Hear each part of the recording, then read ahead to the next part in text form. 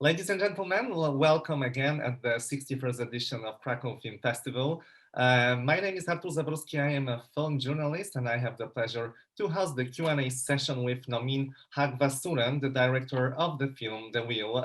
Nomin, hello. Thank you so much for being here. Hello, thank you for having me. So your film, it touches a really delicate and really difficult subject. I'm curious how it happened that you get interested in it. Where is the beginning of this project for you? Well, the beginning was, of course, very close, as with any, subjects that touch human lives deep inside. It's really very close. You shouldn't. There is no need to go far, far away to find uh, uh, the the the issue issue of attention. So it was just because it was happening around me. It's been happening around probably every family.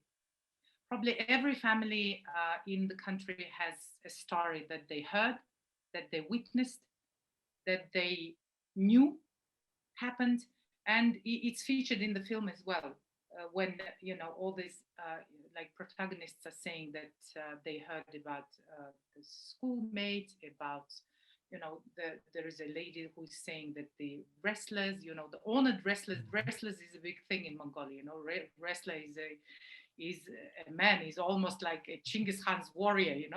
So even these honored wrestlers, an honored wrestler is an honored wrestler. He has a title, he has the respect, everything. So they are supposed to be like strong people. And regardless, so it's has been. I noticed that it's happening to all different types of people. This is why I tried to embed the stories from different perspectives, from like looking into the stories of young people, of girls and boys, of older women, of men, and it's so all encompassing. It just relates to like it's regardless of gender, regardless of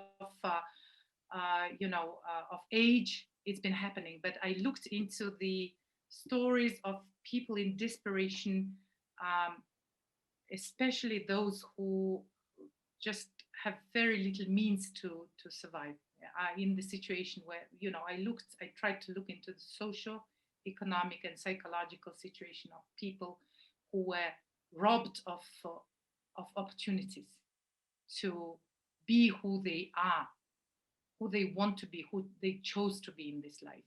So basically, the statistics also say that most of the suicide victims are unemployed people, people who cannot find.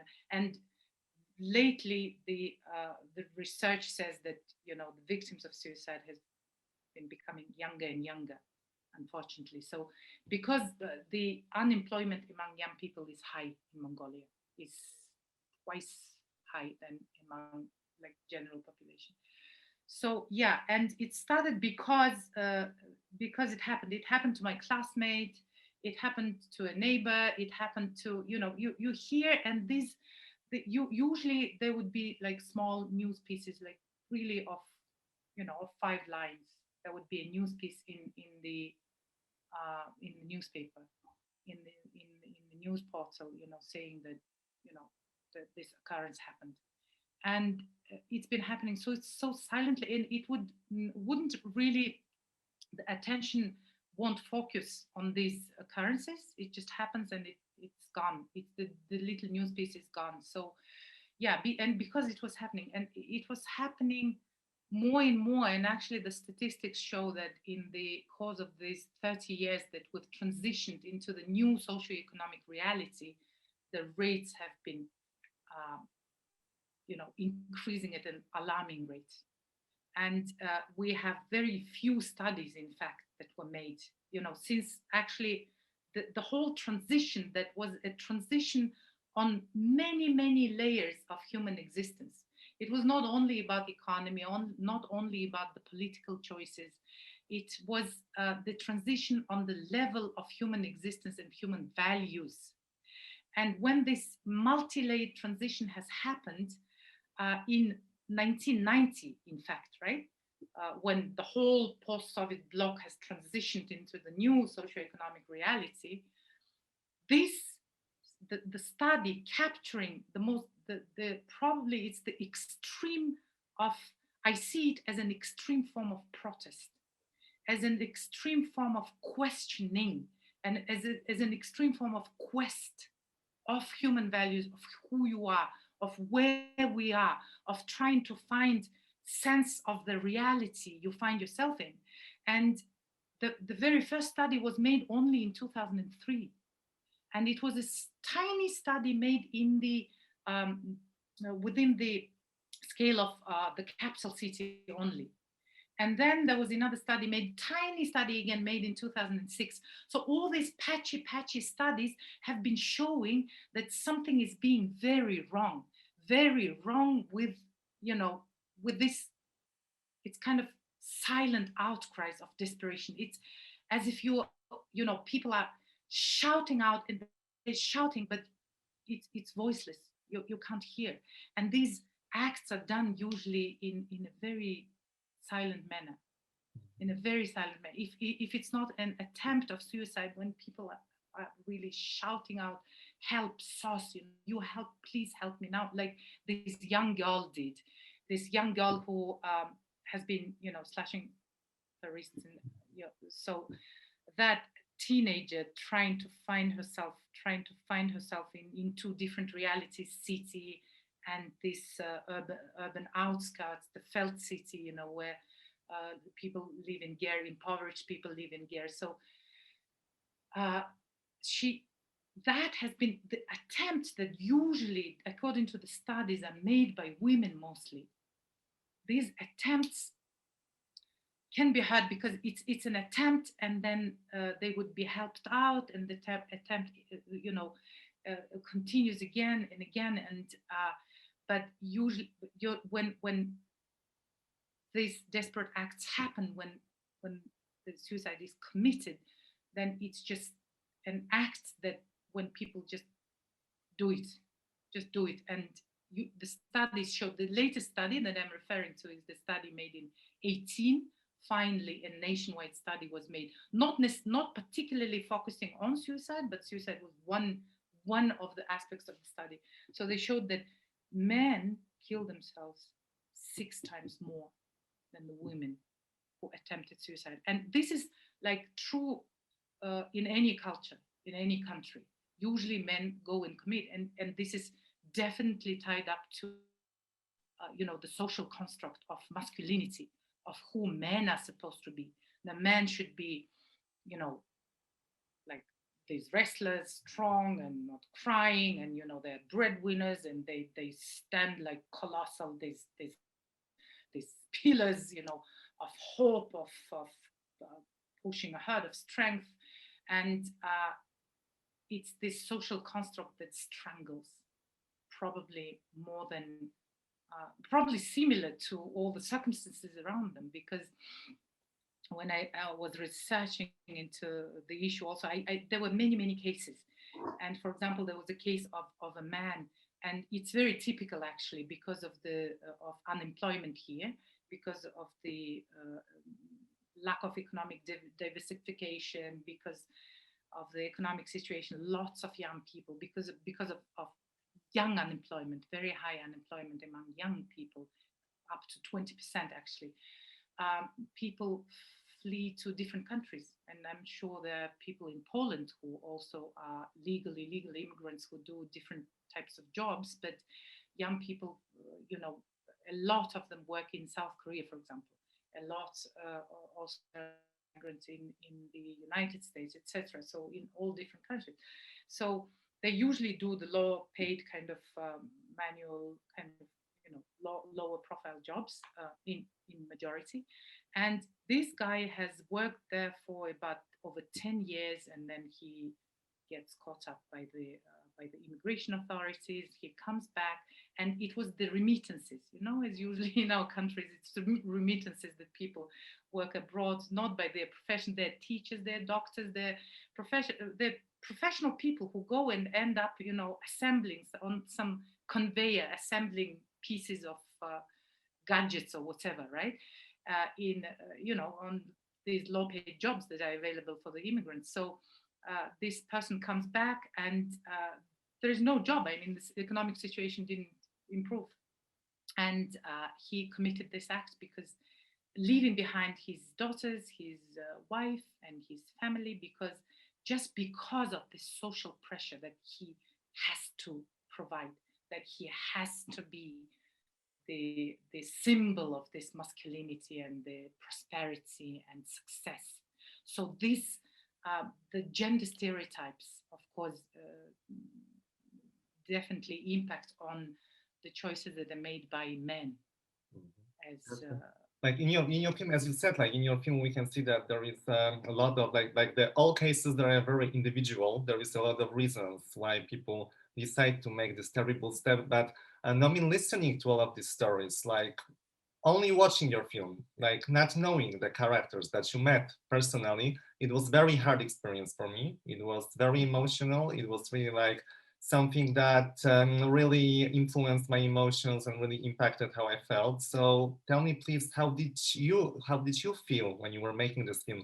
How did you manage to do something with these emotions, to these sad, terrible stories that actually you heard from all of these people that decided to tell it to your camera?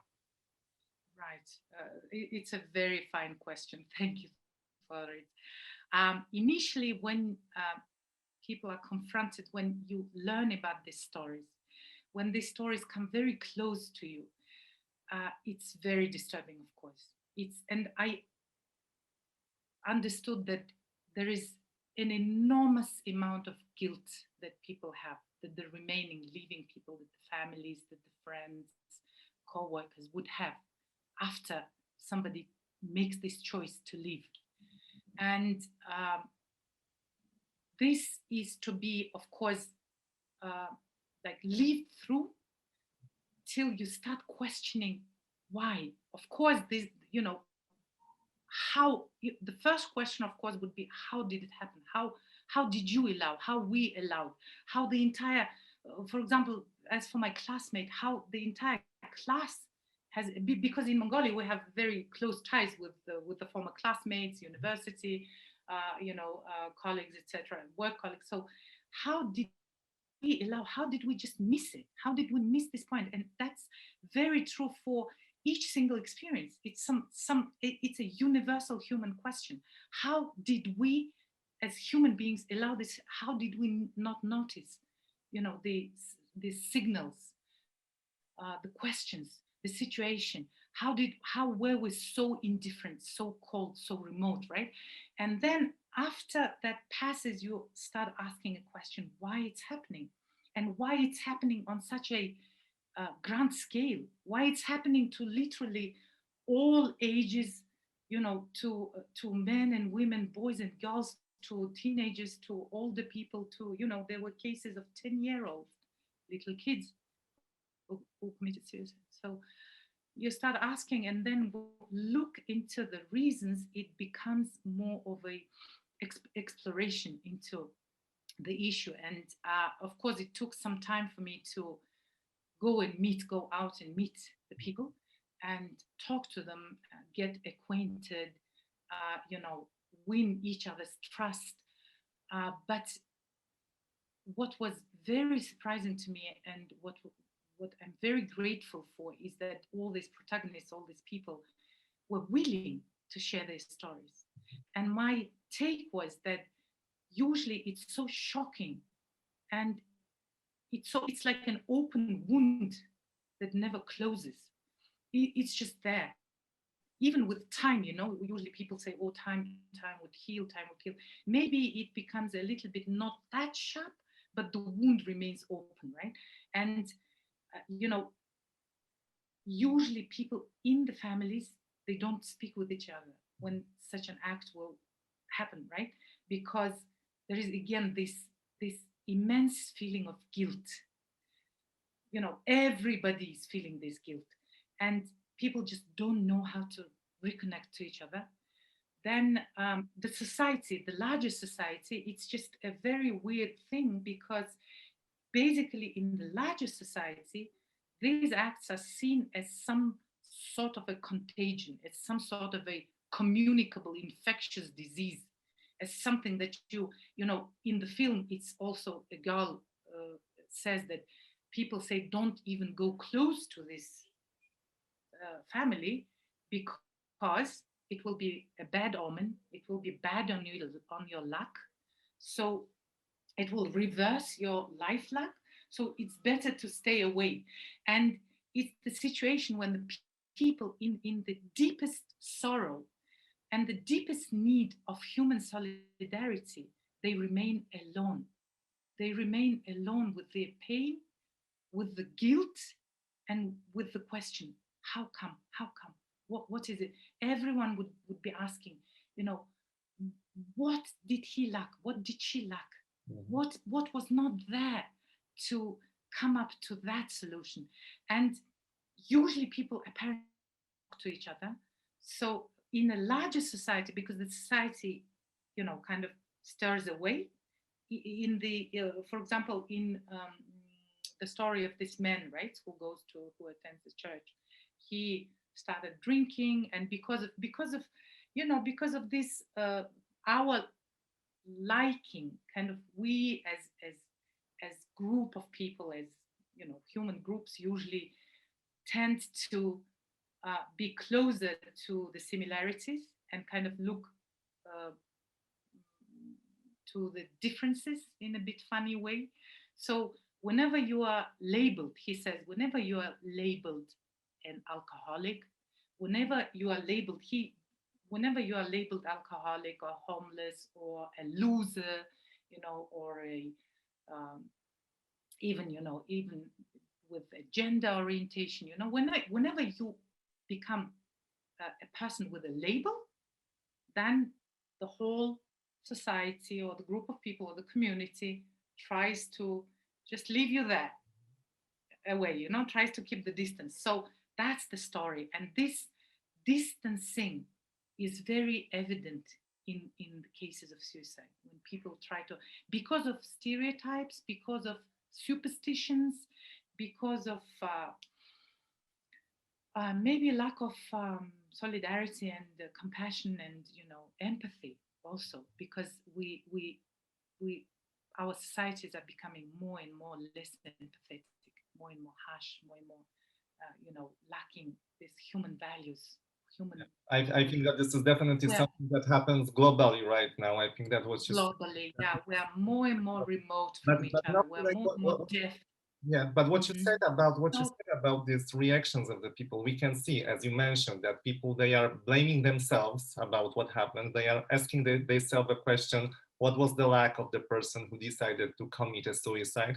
But don't you think that making this film is also somehow therapeutic or helpful to these people, because actually they see that the way how they react, the mechanism that actually they are involved in after the tragedy, is something that actually is common among many people, and that makes them like that allows them to like see themselves in the mirror of the other stories of the other people.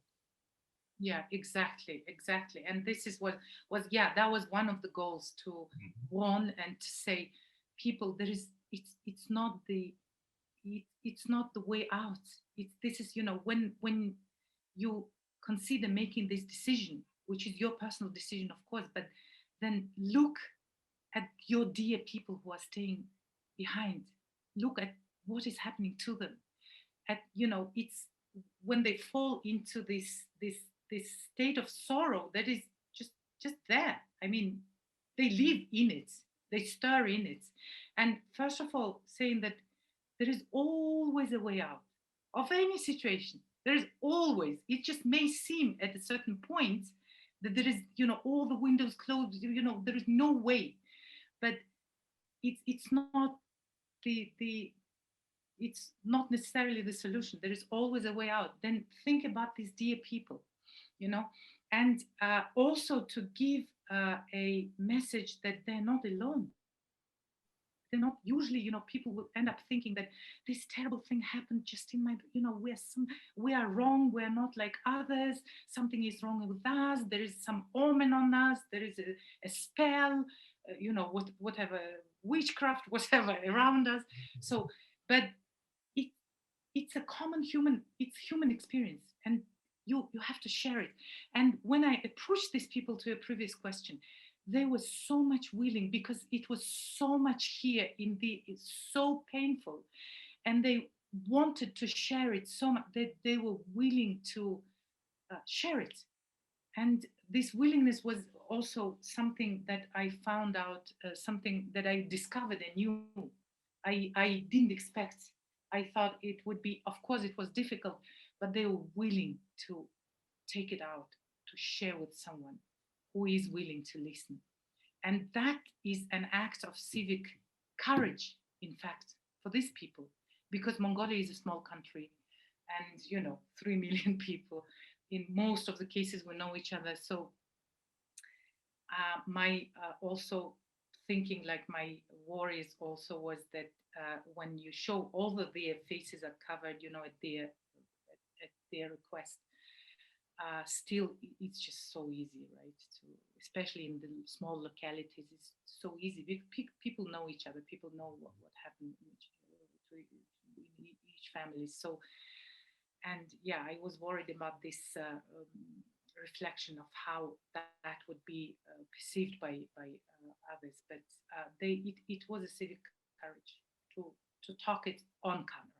I mean, if it was off, you know, taking it out, sharing it, was a need for them. But this need was so immense that they were willing to talk on camera as well.